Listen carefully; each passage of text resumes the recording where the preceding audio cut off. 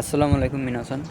তো অনেকে জিজ্ঞেস করতেছেন, প্রায় জিজ্ঞেস করতেছেন, এখনও ইনবক্সে মেসেজ আছে যে আমার জাপানে আসতে কত লক্ষ টাকা বা কত কেমন খরচ হয়েছে। তো তাদের জন্য আজকের এই ভিডিওটা করেছি।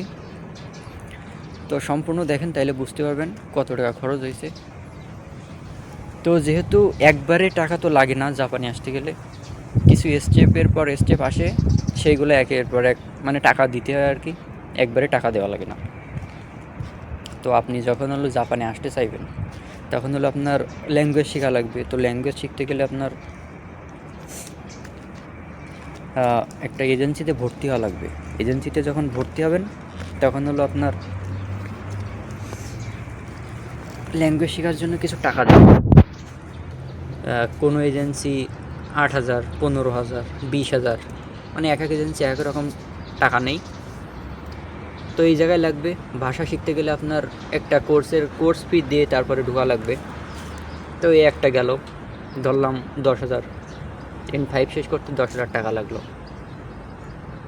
ভাষা শেখা শেষ। এবার আপনি স্টুডেন্ট বিষয়ে আসার জন্য স্কুল ধরবেন। তো স্কুল ধরার জন্য আপনার কি করা লাগবে, ফাইলগুলো সব কিছু গোছানো লাগবে, গোছায় এজেন্সির কাছে দেবেন। আর এজেন্সির কাছে দেওয়ার পরে স্কুলে ইন্টারভিউ হবে। ইন্টারভিউ হওয়ার পরে আপনি যদি সিলেক্ট হন, স্কুলে ইন্টারভিউ দেওয়ার আগে আপনার ব্যাংকের কাগজ লাগবে কিছু। আপনার ব্যাংক স্টেটমেন্ট লাগবে, যে আপনার ব্যাংকে টাকা আছে এরকম দেখান, যে আপনি জাপানে যাই পড়তে পারবেন বা পড়ার এমন অ্যাবিলিটি আছে আপনার, বা এমন টাকা আছে রাখা, ফিক্সড করা। তো আপনার যদি একজন স্পন্সর লাগে, আপনার আব্বু আম্মু যে কোনো একজনের স্পন্সর দিতে হবে। তো স্পন্সরের অ্যাকাউন্ট হতে হবে আপনার পুরাতন অ্যাকাউন্ট হলে ভালো। আর যদি পুরাতন অ্যাকাউন্ট না হয়, সেক্ষেত্রে আপনার করণীয় হলো, বর্তমানে বাংলাদেশের বিভিন্ন ব্যাংক লোন দেখাই দেয় যারা বিদেশে আসার জন্য চেষ্টা করে আর কি। বর্তমানে সরকার নাকি এইগুলো পদক্ষেপ নিয়েছে শুনতেছি। তো আপনারা যখন স্কুলে কাগজগুলো পাঠাবেন, তো তার আগে এটা করা লাগবে যে আপনার একটা ব্যাংক থেকে লোন দেখানোর জন্য, মানে লোন দেখাই দেবে ব্যাংক। তো আপনার কিছু টাকা দেওয়া লাগবে, 70, 75 বা 80 এরম দিলে আপনার 6 মাসের জন্য ব্যাংক থেকে আপনার স্পন্সরের নামে টাকা দেখাই দেবে, যে আপনার জন্য এরকম ফিক্স করা 20 লক্ষ 22 লক্ষ টাকা করা, মানে ফিক্স করে রেখে দেওয়া আছে আপনার ভবিষ্যতের জন্য, আপনি পড়াশোনা করতে যাবেন। এইভাবে আপনার ব্যাংক দেখাই দেবে। তো এইটা আপনার কিছুদিন আগে করা লাগে। আপনার যখন স্কুলে ইন্টারভিউ দেবেন, তখন এটা করা লাগবে। তো এই জায়গায় আপনার 80,000 মতো গেল। আবার ল্যাঙ্গুয়েজে গেল 10-15,000। তো এই একটা খরচ গেল। এবার এরপরে আপনার যখন ল্যাঙ্গুয়েজ শেখার পরে এক্সাম দেবেন, তখন আপনার নাটে লাগে 3,000, 3,500 না 4,000 এরকম, আমার খেয়াল নেই, অনেক আগে দিছি তো। আবার জেএলপিটি যখন দেবেন, জেএলপিটি এক্সাম, তখন আবার ওতে লাগে 3,000, 3,500, 4,000। তো এই একটা খরচ।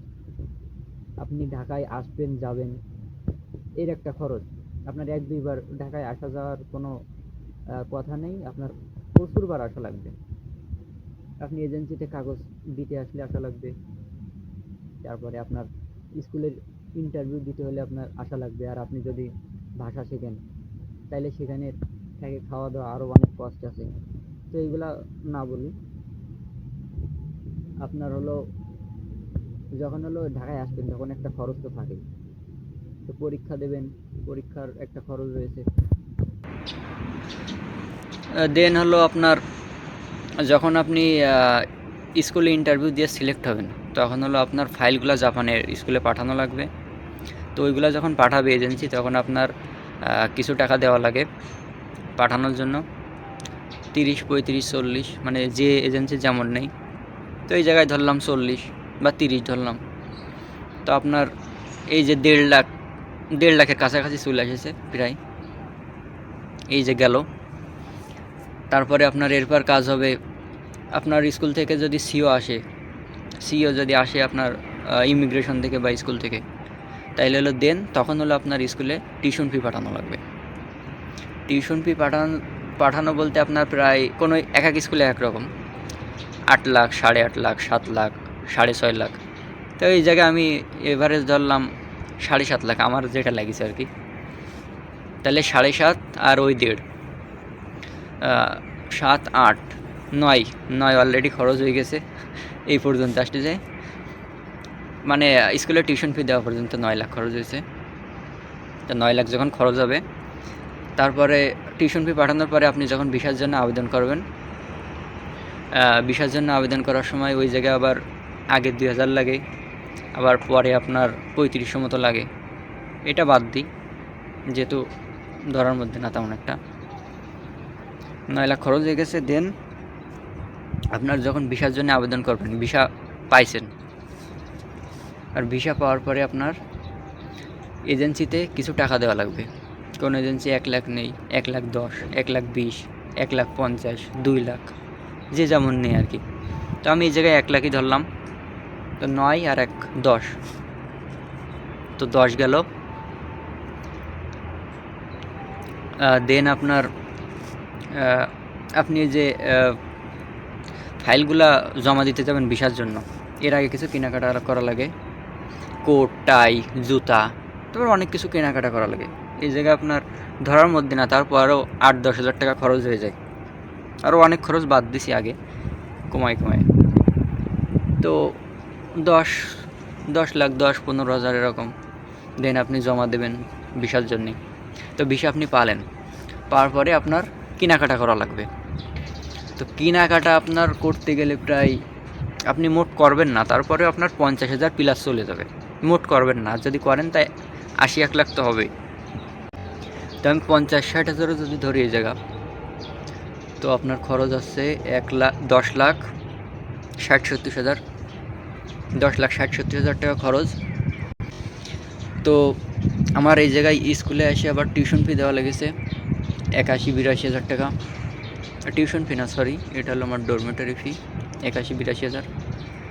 তো 10 লাখ, তো 10,70,000 আর হলো এই 80, তো আপনার 11,50,000। তো এই 11,50,000 খরচ হয়ে গেছে। আবার আসার সময় 2 লাখ টাকা, 1.5-2 লাখ টাকা আনা লাগে। এই জায়গায় 13.5-14 চলে আসছে। তো আমার আর কিছু বলার নেই, এরকমই খরচ যায়, এর থেকে বেশি খরচ হয়। অনেক স্কিপ করেছি, অনেক বাদ দিছি, আমার মনে নেই অত, যেহেতু আমি সরাসরি বলতেছি, আমি খাতা কলম নিয়ে হিসেব করতেছি না, তো ওই জন্য আমার ওইভাবে মনে নেই, যেটুকু মাথায় আসতেছে সেটুকুই বলতেছি। তো আপনার এই জায়গায় আমার 13-14-15 এরকম চলে আসছে, 13-14। তো আরও অনেক খরচ আছে এর মধ্যে। তো আপনার 14-15-16 এরকম খরচ হয়ে যায় স্টুডেন্ট বিষয়। তো এটা হলো মূল বিষয়।